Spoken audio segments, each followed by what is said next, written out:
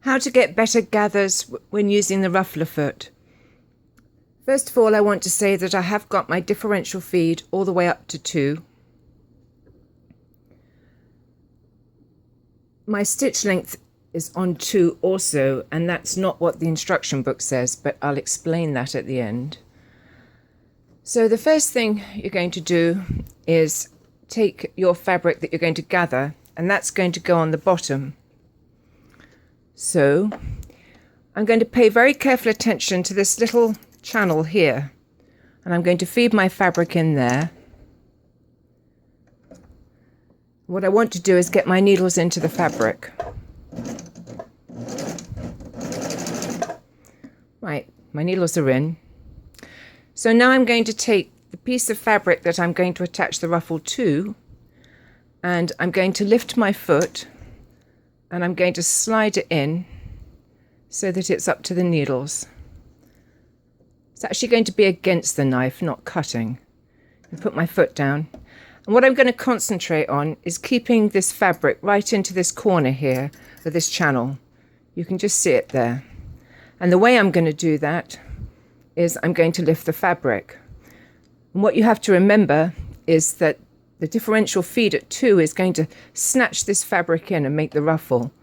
And if I leave it dangling down, as it is at the moment, it's going to be dragging against the foot, trying to push more fabric through. So what I'm actually going to do is I'm going to lift my fabric so that it's high and it's actually falling down into the gathers. And that means I have to lift the fabric I'm sewing it to on top a little higher, and I'm going to try and do that without blocking the film. So it's going to be a bit trick, but I can do it. And the other thing is, this isn't a Ferrari speed job. So there I am, I'm trying to drop my fabric in. I don't want to get in the way of the camera again, as I said. And I'm keeping my fabric right up to those little corners, those little channels. And I know sometimes when you use the Ruffler Foot, the fabric kind of gets snagged away from you. But this is going to help.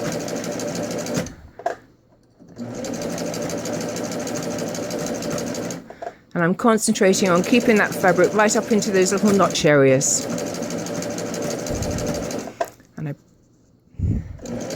And I'm not going too fast. And I actually probably need a new knife, which is what's making that clonking sound. So I'm making sure I don't pull on the fabric that's going into the ruffle. Whoops, sorry, you're not saying that. I'm just letting it drape over my hand and fall under the foot.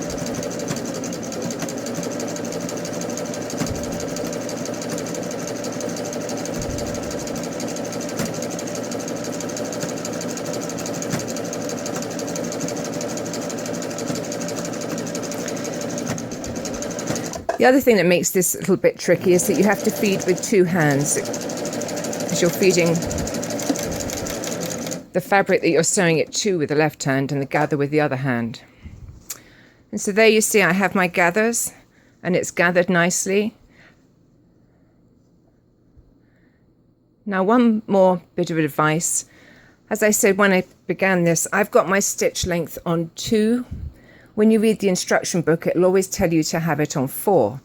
But the trouble with that is you get these ugly stitches joining the 2 fabrics together.